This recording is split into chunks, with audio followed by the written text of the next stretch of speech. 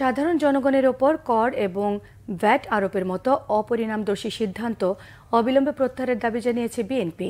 সংবাদ সম্মেলনে মির্জা ফখরুল ইসলাম আলমগীর জানান, অন্তর্বর্তী সরকারের উচিত ঋণ খেলাপি অলিগার্কদের অপরিশোধিত ঋণ পরিশোধে এবং পাচার করা টাকা ফিরিয়ে আনতে বাধ্য করা, মূল্যস্ফীতি নিয়ন্ত্রণে মুদ্রা ও রাজস্ব নীতি এবং বাজার ব্যবস্থাপনায় সমন্বিত পদক্ষেপের অভাব রয়েছে দাবি করে মহাসচিব বলেন, এই অদক্ষতা এবং সমন্বয়হীনতার মাশুল দিতে হচ্ছে সাধারণ জনগণকে। রিপোর্ট করছেন আহমেদ সরওয়ার।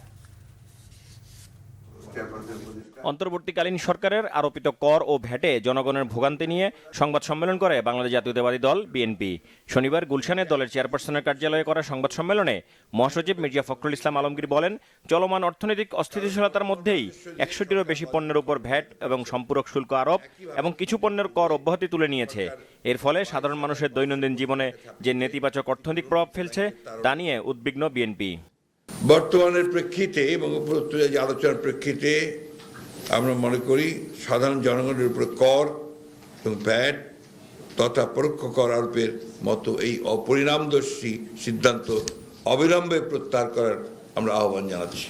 মূল্যস্ফীতি নিয়ন্ত্রণে মুদ্রা ও রাজস্ব নীতি ও বাজার ব্যবস্থাপনায় সমন্বিত পদক্ষেপের অভাব রয়েছে। গোষ্ঠী স্বার্থ উপেক্ষা করতে পারছে না সরকার। এই অদক্ষতা ও সমন্বয়হীনতার মাশুল দিতে হচ্ছে সাধারণ জনগণকে। বিগত সরকার বৃহৎ ঋণ খেলাপিদের নানা অনৈতিক সুযোগ সুবিধা দিয়ে খেলাপি ঋণের বোঝা সৃষ্টি করেছে। মাত্র 2% নগদায়ন করে বৃহদাকার ঋণ পরিশোধে শিডিউল করে তাদেরকে ঋণ খেলাপির তালিকা মুক্ত করে ফেলে রেখেছে। সরকারের উচিত এসব ঋণ খেলাপি অলিগার্কদেরকে অপরিশোধিত ঋণ পরিশোধে এবং বিদেশে পাচারকৃত অর্থ ফেরত আনতে বাধ্য করা। মির্জা ফখরুল নীতিমালার প্রণয়নে সবার আগে জনগণের কথা বিবেচনায় নেয়ার অনুরোধ জানান। সেই সাথে পরোক্ষ কর না বাড়িয়ে প্রত্যক্ষ কর বাড়ানোর দিকে মনোযোগ দিতে অন্তর্বর্তী সরকারের প্রতি পরামর্শ দেন।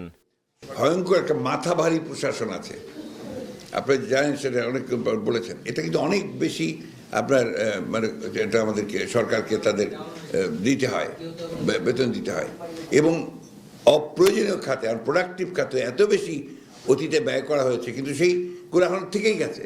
আবার তদবির বাণিজ্য শুরু হয়েছে, এটা রিসেন্টলি আমরা দেখতে পাচ্ছি আর কি। যে সমস্ত জায়গাতে এখন কোনো টাকা পয়সা দেওয়ারই দরকার নাই, সেগুলোতে আবার টাকা পয়সা দেওয়ার ব্যবস্থা ইন্টার গভর্নমেন্টের একটা যোগ সাজস করে দুর্নীতি যারা করেন তাদের যোগ সাজস করে এই সেক্রেটারিয়েট থেকে এগুলো চিঠি বের করে নেওয়া হচ্ছে। রাজস্ব প্রশাসনে পতিত সরকারের দোসররা বহাল তবিয়তে আছে জানিয়ে সংবাদ সম্মেলনে বলা হয়, সহজ পন্থার পরোক্ষ কর আদায় করে রাজস্ব বাড়ানোর এনবিআর এর পরামর্শ অযৌক্তিক। যে ইমিডিয়েট বাংলাদেশের মানুষের ক্রাইসিসটা কি সেটা আপনাকে অ্যাড্রেস করতে হবে।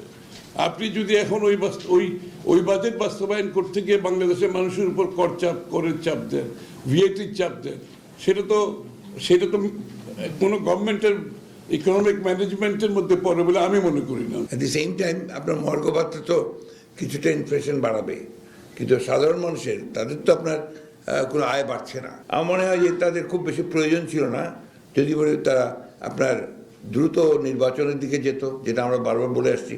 যে প্রশ্নটা করা হয়েছে যে মূল বিষয়টা তো হচ্ছে জবাবদিহিতা নিশ্চিত করলে আপনার অনেক সমস্যাই সমাধান হয়ে যায়। বিএনপি মনে করে খরচ কমানোর পাশাপাশি এমন কিছু উৎস ও উপায় খুঁজে বের করা উচিত যা দরিদ্র জনগোষ্ঠীর উপর অর্থনৈতিক চাপ তৈরি করবে না। আহমেদ সরওয়ার, বাংলা ভিশন, ঢাকা।